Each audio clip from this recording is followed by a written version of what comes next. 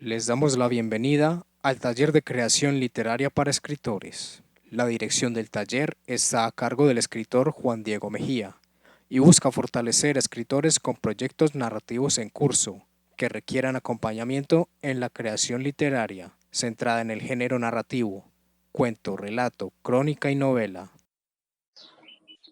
A Marcos, la vez pasada yo le dije que a mí me gustaba mucho el, el chorro de palabra que tiene, Ay, sí. eh, de coloquial, eh, pero que ahí, si él, o sea, él tiene ese talento para hablar coloquialmente y para narrar, para contar cosas. Eh, es, es o sea, lo conduce a uno muy bien, pero yo quiero que nos detengamos en algo, y es que ese camino que él escogió de narrar oralmente, de que sea un registro oral, un registro coloquial, tiene que tener una correspondencia en lo gráfico, en la tipografía, en la escritura. No es inmediato, no es que yo grabo en una grabadora y transcribo, no, tiene que tener un traductor, y ese traductor eh, tiene, pues, es la parte, podría llamarse fácil, porque ya tiene lo más difícil, que es esa capacidad para contar cosas. Pero esto tiene mucho trabajo, es verdaderamente el oficio de escritor. Digamos, lo que él tiene que hacer es convertir eso en un lenguaje escrito que parezca oral, a partir de buenos grafismos, saber dónde pone comas, saber dónde pone comillas, saber dónde hay un diálogo. Eh, y yo creo que ahí es donde este cuento se empantana. O sea, este cuento es una promesa, una muy bella promesa, pero todavía está ahí. Y yo quiero ser, digamos, fuerte con Marcos, porque los dos textos que nos ha mostrado, lo que muestra es que tiene de verdad muchas capacidades. Es un gran narrador, pero no dejemos que se diluya esa capacidad, ese talento. Tiene que trabajar mucho. Este cuento hay que escribirlo por ahí 10 veces, yo no sé cuántas, tal vez más, hasta que parezca que es hablado. Todavía no. Ahora se ve, es como atropellado, poniendo unas palabras que no corresponden, poniendo unas comillas, le faltan unas comas, no tiene buena ortografía. eh, Hay cosas muy elementales que tiene que trabajar, pero eso sí lo hace muy fácil, pues solito, para eso no necesita un taller. Pero en lo que sí necesita un taller es en las preguntas que le han hecho los compañeros. ¿Este cuento de qué trata? ¿Es de la violencia? ¿Es un cuento del retorno al campo? ¿De qué trata? ¿Es de un perro? Yo creo que eh, es más, pues podría ser más explicativo si yo digo, este es un cuento, y sería mucho, pues me parecería muy bello, es un cuento de un muchacho que llega a la antigua tierra donde vivieron a enterrar las cenizas de su padre, y está buscándole un lugar en donde el papá se sienta cómodo, a pesar de que la tierra era donde él se sentía cómodo, pero le pasaron tantas cosas, fue tan agresiva la historia con su padre, que al final él terminó con un cáncer en la ciudad y tienen que venir a enterrarlo, a depositar las cenizas. Pero no encuentran dónde, porque si lo llevan a un potrero, por ahí pasaban los guerrillos llevándose las vacas. Si lo llevan a la quebrada, ahí había un problema con el perro que le mataron. Si lo llevan a tal parte, siempre va a haber algún problema, y entonces digamos, el gran recurso narrativo es la búsqueda del lugar donde lo va a enterrar.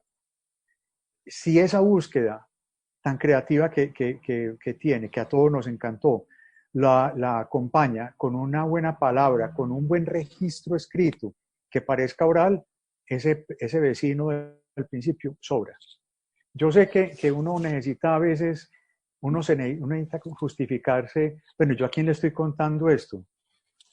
Yo no sé si esa pregunta es válida. ¿A quién le estoy contando?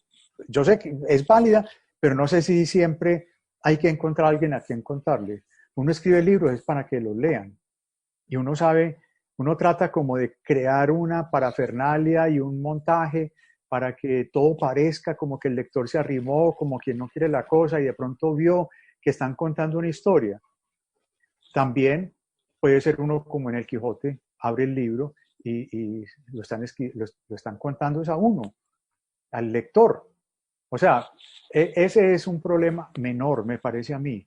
Lo grande de esta historia es que encontró eh, primero una palabra, segundo una trama, y que como conoce muy bien la tierra, como conoce el ambiente campesino, yo creo que esto podría ser un cuento exuberante, un cuento magnífico, un cuento muy bello. Pero hay que trabajarlo, Marco. Me gustaría oírte, me gustaría saber qué piensas después de haber oído todo lo que te dicen los compañeros y con estas últimas cosas que te he dicho, me gustaría saber qué piensas. Adelante, Marco. Pero, primero que todo, pues, pues pedirles disculpas porque sí, lo subí tarde, con premura, sin una revisión juiciosa, al menos de la ortografía. Entonces, como les estaba comentando, eh, sí, pues digamos que lo subí con mucha premura. El cuento, mi intención con el cuento, pues como decirlo desde la parte académica, era comenzar a buscar la generación de un conflicto. No el conflicto armado, sino el conflicto de la historia. Y de cómo buscar esa claridad que siento que de pronto pudo haber faltado en el cuento, bueno, el cuento, el texto anterior. Y bueno, respecto a lo que me dijeron, sí, sí, estoy totalmente de acuerdo que el vecino o sobra o le falta, pero no se ajusta en estos momentos como está. O sea, no es necesario, no es necesaria su presencia. Eh, bueno, por acá, respecto a lo que me dijo Mateo, sí, me parece que el asunto de leer en voz alta después de escribir puede ser un buen camino para las correcciones. Ya los recursos pues que utilicé como para generar la historia es que sí, yo digamos que tengo sangre campesina, no soy campesino al 100, pero mucho del conocimiento de la tierra que puede tener el personaje del padre, pues parte de mi papá que se entiende con el campo, vive en el campo y ya es su realidad. También pues puede ir de la mano de pronto con unos cuentos que estaba leyendo de Manuel Mejía Vallejo que uno dice, no, pues, o sea, uno se las da de grande y uno dice, bueno, Manuel Mejía Vallejo fue a la ciudad, pero también venía al campo, entonces le escribe también mucho a ese juego. Y yo, por fortuna, solo he visto la violencia en la televisión. Sí. Entonces, como le estaba comentando, digamos que el asunto de la violencia sí era algo a lo que le quiero escribir, a pesar de que no lo viví. Y pues bueno, siempre me voy muy agradado con los comentarios que hacen. Y bueno, y Estefanía notó algo que es cierto. O sea, cuando yo digo ahí está el cuento, es porque digamos que tal vez me forcé en el momento de escribir y decirle al lector, o sea, acá es donde está el meollo de la historia, para que me entienda y una vez. Entonces, de pronto, sí puede haber sido un poco forzado ese asunto. Desafortunadamente no los escuché a todos porque se me cayó el internet, pero con gusto escucharé la grabación. Muchas gracias. Ah, muy bien, Marco. Chévere que mira la grabación, que Mateo la cuelga este fin de semana. Eso sirve mucho. Gloria, que no tuvo internet durante varios días, estaba siguiendo también, siempre oía la grabación. Bueno, muy bien. Vamos a oír lo de las sombras y vayan pensando en lo de los cuentos de Juan Andrés para que al final, o sea, dediquémosle un ratico para opinarle sobre esos 4 cuentos, pero entonces una media hora para trabajar este texto de Devani. Adelante. Empieza Mateo.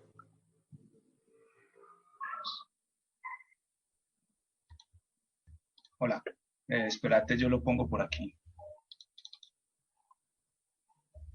Ahí se ve ya, ¿cierto? Sí, ya. Ok. Esta es la segunda versión de este cuento que leemos.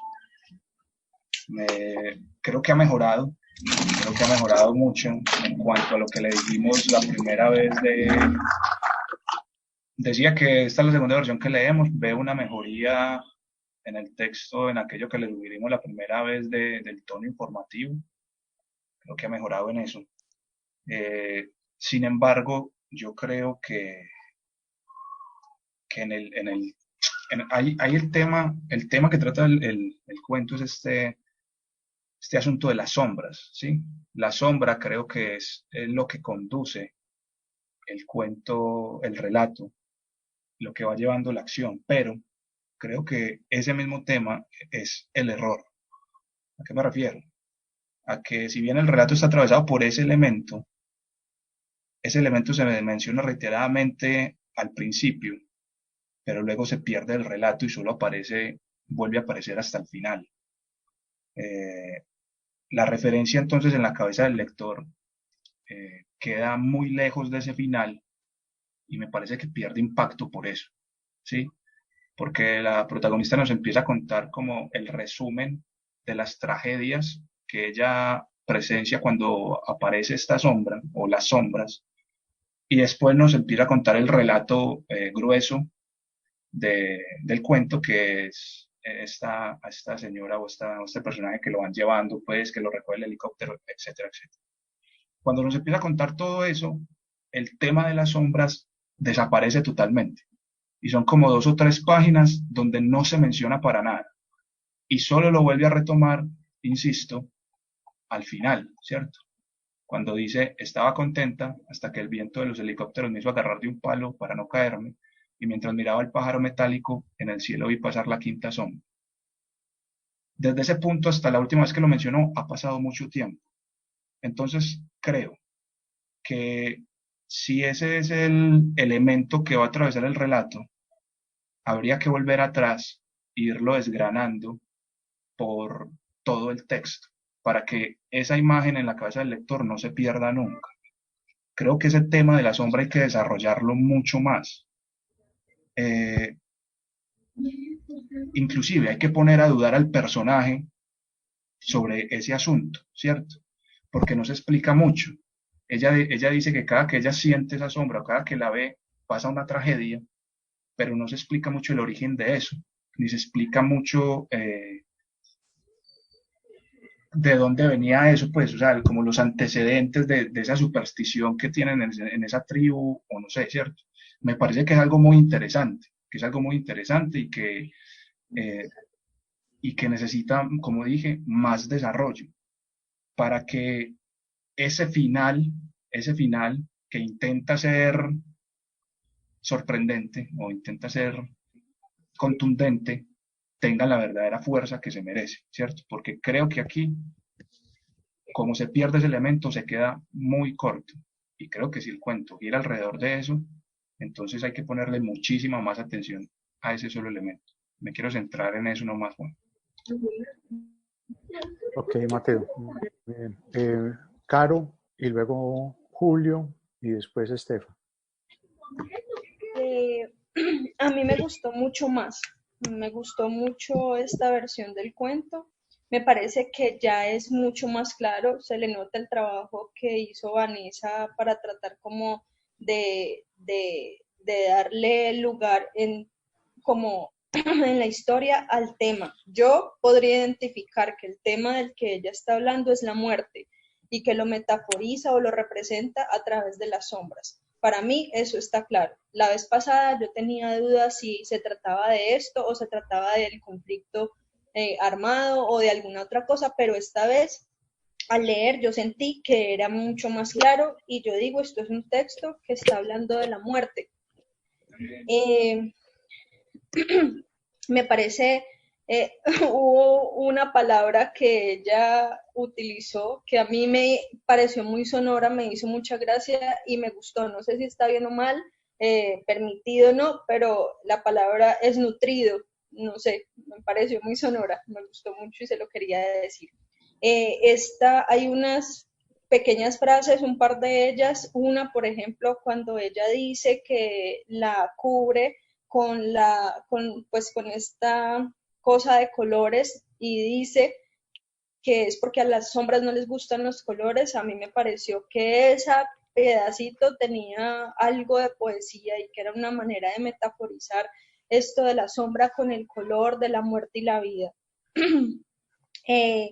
Hacia el final, cuando ya están en el centro de salud, que el doctor le pregunta a ella qué pasó, ella se ríe, pero quien contesta es el esposo de Elena. Creo que en ese momento, pues si el doctor se está dirigiendo a ella, pues ella podría contestar repitiendo lo que ya sabe que ha dicho el marido, el esposo de Elena. No es necesario que el esposo parezca de repente a contar si no ha sido mencionado. Y definitivamente le quitaría a los periodistas y a la gente del gobierno. Pienso que con todo lo demás que construiste o que hay allí, ya la historia está. Es decir, esta gente no tiene, pues, no tiene lugar, está de más.